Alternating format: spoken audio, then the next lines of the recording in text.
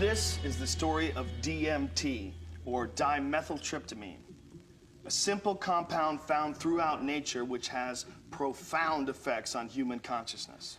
DMT, even though it's the most powerful psychedelic drug known to man, it's in every single ecosystem all over the world. It exists in plants and grasses, and it's everywhere. I mean, it's really the craziest drug to be illegal everywhere because everyone's got it in their system. It's like everyone's holding. That was like Terence McKenna's line. Yeah, and it's pretty intense stuff, man. If you do it, you will talk to intelligent beings from other dimensions, for real.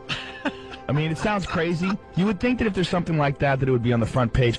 It's amazing that people don't know about it. I mean, it's the most incredible experience. I mean, we are such an experience-obsessed society. I mean, everybody wants to go whitewater rafting, and people want to talk about, you know, my uncle climbed Mount Everest. It's all about experiences. We all want to ride roller coasters and see the craziest movies. There is a little powder, and you smoke this little powder, and it will change the way you look at everything. You won't care about UFOs. If a UFO landed right out there, I'd be like, wow, yeah, they're probably from another planet.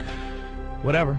It's not DMT. DMT is 100,000 times crazier than that. It's like mushrooms times 1,000,000 plus aliens. That's what it's like. And literally, I mean, it sounds, it's crazier than you could possibly imagine or describe. If you take DMT, you will communicate with something, and it's so beyond description that me talking about it is like trying to explain a kaleidoscope to a blind man. I mean, it just doesn't make sense. Like, there's no way you could explain it. I mean, it's so beyond anything you can explain. But something communicates with you when you do this stuff. And my words do it no justice.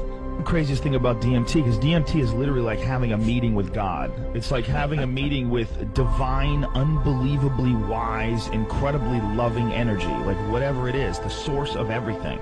And it leaves you so humbled that after it's over, you have it's like literally like you're still you still look like you still wear the same clothes you are, but you're not really you anymore. I mean, you literally have been changed. You know, you have experienced something that very few humans experience. And the thought to me that people can go through their entire lives and not know about this is an incredible waste of time. It's like your life could be so much more positive and so much more interesting and fascinating, and you would be so much more humble and aware of what you really are and where you really stand if you just have this experience. The crazy thing is you can get alcohol everywhere. You can go to Duane Reade and buy a jug of wine and get effed up, you know? I mean, we have drugs that are available. I mean, how many times you talk to a girl, oh, I don't do drugs. Meanwhile, she's hammered, smoking a cigarette. You know, I mean, everybody, there's drugs, caffeine. I mean, I'm drinking a coffee right now. It's sanctioned. It's a sanctioned drug because it's great for capitalism. It keeps you going, it keeps you working. But there's there's drugs out there that are actually good for you. There's drugs out there that are actually good for your mind. I do drugs because I find the state that psychedelic drugs put you in very fascinating and very introspective, and you can learn a lot about yourself. You can learn about a lot about life because it removes you and your ego from the equation. You get to look at things from like a newborn's perspective.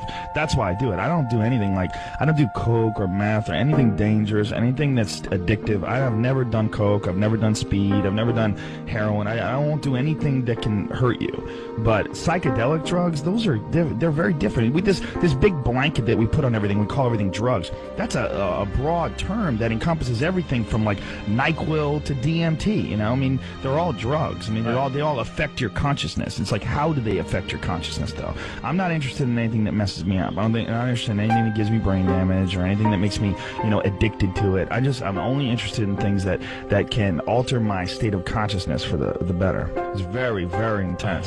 But it's not dangerous. It's a human neurotransmitter. It's actually one of the most transient drugs ever exhibited in the body because your body brings it down to baseline really quickly. Your body brings it down to baseline in like 10 to 15 minutes. It's really crazy. What's that mean, down to baseline? It means, like, say if you have it, you're high, you go to that dimension, whoa, it blows out, and then whoa, 15 minutes later, you're back normal. And the crazy thing is, it's just like dreams. You know, you wake up and you're like, I had the craziest dream. It was me and my buddy Mike, and we were kids, but we had a sled, and my mom was there. And then 5 minutes later, you're like, what the hell was my dream? Yeah. That's exactly what a DMT trip was like. It's like gold dust slipping through your fingers.